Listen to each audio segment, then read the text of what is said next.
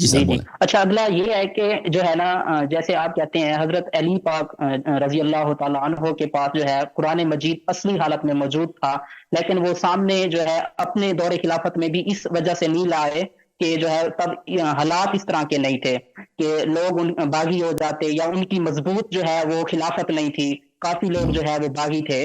تو جو ہے وہ اس سے ایک یہ سوال کرتے ہیں کہ نعوذ باللہ جو ہے حضرت علی پاک تو شیر خدا تھے، وہ تو مطلب نہ ڈر تھے، جو ہے جو ہے وہ مطلب کیوں ڈر گیا خدا نہ خاصا، جو ہے وہ کیوں نہیں تو سامنے لے آیا قرآن پاک جی جب اصلی حالت میں ان کے پاس تھا؟ تو میں آپ کو اس حضرت کا علی جواب دے پاک دیتا ہوں. جیسی دیکھیں ہستی. میں آپ کے سوال کا جواب دے دیتا ہوں بھائی صاحب. جی جی جی جی جی میں آپ کے سوال کا جواب دے دیتا ہوں.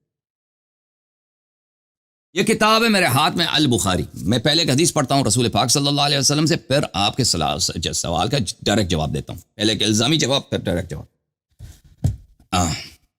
یہ البخاری ہے، چاپ دار احیاء تراث العربی، کتاب چھپی ہے دار احیاء تراث میں سنہ 2001 میں. یہ حدیث نمبر 126 ہے میرے خیال میں، ابھی زوم کریں گے تو پتہ چلے گا. 126 ہے، ٹھیک ہے نا. ٹھیک ہو گیا. عائشہ سے روایت ہے کہ رسول اللہ صلی اللہ علیہ وسلم نے فرمایا یا عائشہ لولا قومك حدیث احدهم بکفر لنقضت الكعبہ.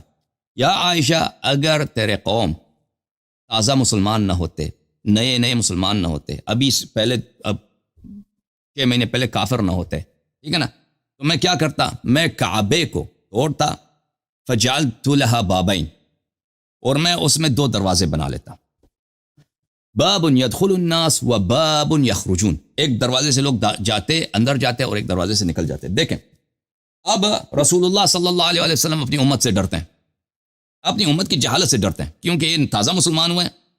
یہ بھئی نبی پہ اعتراض کریں گے، کیونکہ نبی صلی اللہ علیہ وسلم نے کیا کیا؟ کعبے کو میں 2 دروازے بنا دیے. تو ان کی جہالت کی وجہ سے یہ بات کو برداشت نہیں کریں گے. یہ مجھ پہ یہ، اور یہ کتنا کوئی اتنی اس میں کوئی سیاسی منفعت بھی نہیں ہے اس مسئلے میں، اور اس میں بس ایک جہالت ہے، اتنی بڑی تعصب بھی نہیں ہے. رسول صلی اللہ علیہ وسلم نے جب ان کے سب بت توڑ دیے نا، ان کے بھائی یہ کچھ بتیں جو ہیں کفار قریش مکے کے چھت پہ رکھتے تھے، کچھ مکے کی دیواروں پہ رکھتے تھے، کچھ مکے کے معاف کیجیے کچھ کعبے کے چھت پہ رکھتے تھے، کچھ کعبے کی دیواروں کے ارد گرد، اور کچھ کعبہ خانے کا جو بڑے بڑے بت ہوتے ہیں نا خانے کعبہ کے اندر رکھتے تھے، اور اس پہ تالی بھی لگتا تھا. تو کیونکہ ان کے بڑے خدا جو ہوتے ہیں نا وہ خانہ کعبہ کے اندر ہوتے تھے، تو یہ آتے ما کان صلاتهم عند البیت الا مکاء وتصدیہ. کیونکہ بت ان کے خانہ کعبہ کے اندر ہے تو یہ کیا کرتے تھے؟ وہ ان کی عبادت کی سٹی بچا دیتے، کیونکہ باہر والے جو خدا ہیں وہ تو ہمیں دیکھ رہے ہیں، ان کے سامنے سجدہ کرو وغیرہ وغیرہ، وہ اندر والے خدا ہمیں نہیں دیکھتے، تو سٹی بجاتے تھے، تالی بجاتے تھے. تو نبی صلی اللہ علیہ وسلم نے ان کے سارے خدا توڑ دیے، ٹھیک ہے نا. اب کعبہ کیا ہے؟ اس میں ایک دروازہ لگا دیں. لیکن ان کی جہالت سے احتیاط کرتے ہوئے انہوں نے غض نظر کر دی. اب آتے ہیں کہ امیر المؤمنین علیہ السلام کی طرف. ہمارے پاس جو روایات احادیث ہیں، دیکھیں کہ امیر المؤمنین علیہ السلام نے سب سے پہلے قرآن جمع کی، رسول صلی اللہ علیہ وسلم کے حکم سے جمع کی. رسول صلی اللہ علیہ وسلم نے ان کو وہ کاپیز، وہ مینوسکرپٹس جو خود انہوں نے لکھائے تھے، انہوں نے ان کو تھما دیے اور بولا کہ بنی اسرائیل نے تورات کو اور انجیل کو انہوں نے ضائع کیا، پرانے امتوں نے، تم اس قرآن کو ضائع نہ ہونے دینا، اس کو تم جمع کر لو. تو انہوں نے ویسے بھی رسول پاک صلی اللہ علیہ وسلم کے دہان مبارک سے ہر قرآن کی ہر آیت سنی تھی، تفسیر سنی تھی، تو انہوں نے قرآن جمع کیا اور صحابہ پہ عرضہ کیا ابو بکر کی خلافت میں. ابو بکر نے ریجیکٹ کیا، عمر نے ریجیکٹ کیا کہ ہمیں آپ کے قرآن کی ضرورت نہیں ہے، ٹھیک ہے نا. یہ قرآن ان لوگوں نے کیوں ریجیکٹ کیا تھا؟ ان لوگوں نے کیوں ریجیکٹ کیا؟ دیکھیں اس کی وجہ یہ ہے کہ اس رسول پاک صلی اللہ علیہ وسلم پہ جو وحی آئی تھی اس میں ایسی باتیں تھیں، بعض لوگوں کے نام تھے اور بعض لوگوں کے اوصاف تھے کہ ان سے ان کی جو موجودہ خلافت تھی اس زمانے میں وہ اس کی بطلان واضح ہو جاتا. اور اہل بیت علیہم الصلوۃ والسلام کے اتنے اوصاف و صفات تھے کہ وہاں پر ان کی امامت کا انکار ناممکن ہو جاتا. تو اس لیے انہوں نے برداشت نہیں کیا. کر سکتا ہوں آپ کو؟ جی بولیں. یہاں پہ ایک سوال بنتا ہے کہ یہ جیسے آپ کہہ رہے ہیں کہ ان کے نام جو ہے مطلب اس چیز کا کوئی حوالہ جات یا اس جی بالکل بالکل، یہ شیعہ کتب میں موجود ہے، شیعہ کتب میں موجود ہے. اچھا، اس کے بہت سارے احادیث ہیں، ایک دو نہیں بہت زیادہ. جی سر. تو عرض یہ ہے کہ پھر ان لوگوں نے ریجیکٹ کیا. اب جو حکومت آئی ہے 25 سال کے بعد، امیر المؤمنین علیہ پیغمبر صلی اللہ علیہ وسلم کے وفات کے بعد 25 سال کے بعد امیر المؤمنین علیہ السلام کو، یہ اکثر مسلمان اس زمانے میں انہوں نے نبی صلی اللہ علیہ وسلم کو نہیں دیکھا تھا.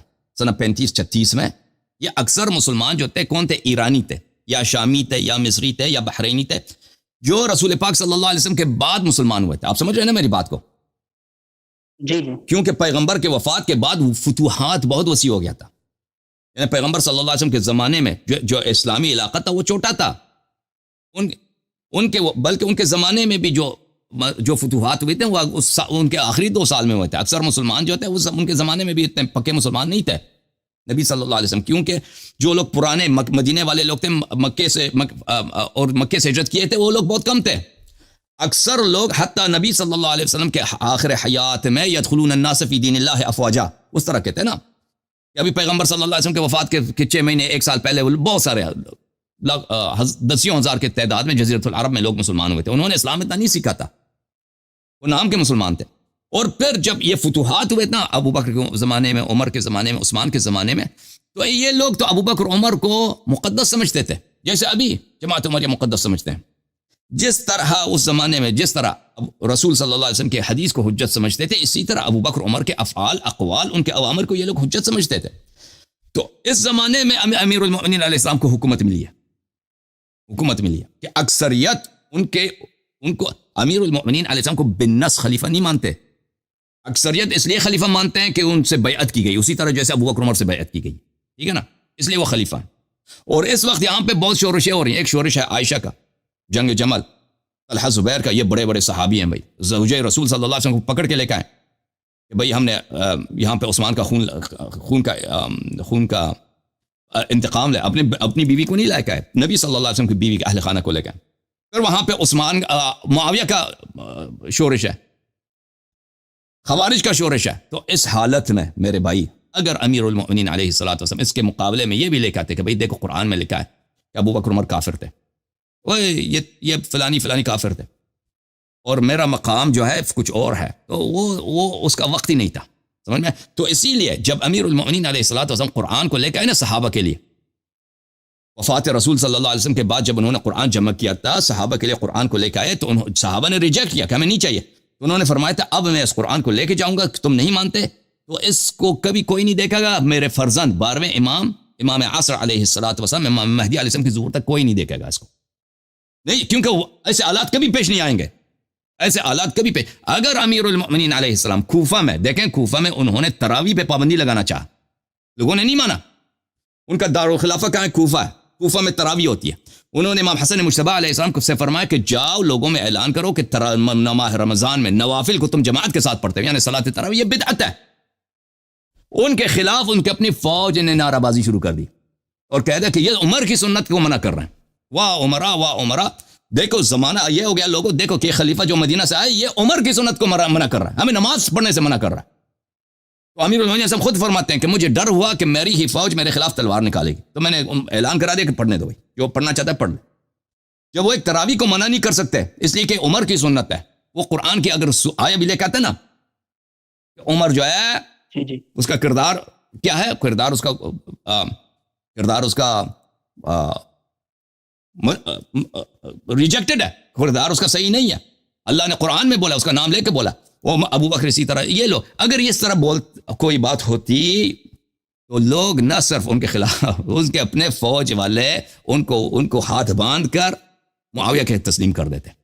تو جو ان کے سامنے رسول پاک صلی اللہ علیہ وسلم کی سنت ہے، جیسے رسول پاک صلی اللہ علیہ وسلم اپنی امت کی جہالت کی وجہ سے کعبہ کو نہیں چیرتے بھائی، اپنی امت کی، اپنی اصحاب، سب صحابت ہے، امت اس وقت سب صحابت ہے بھائی، ان کی جہالت کی وجہ سے، ان کے بیجا تعصب کی وجہ سے کعبے کو نہیں چیرتے، ٹھیک ہے نا.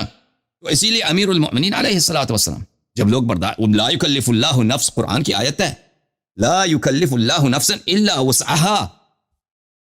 نبی صلی اللہ علیہ وسلم پوری جو قرآن ہے نا، وہ یہ ایک دفعہ شریعت نہیں لے کے آئے، تدریجاً لے کے آئے. اگر شروع ہی سے نبی صلی اللہ علیہ وسلم سب احکام پہلے ہی دن لے کے آتے، مسلمان شاید کوئی مسلمان نہ بنتا.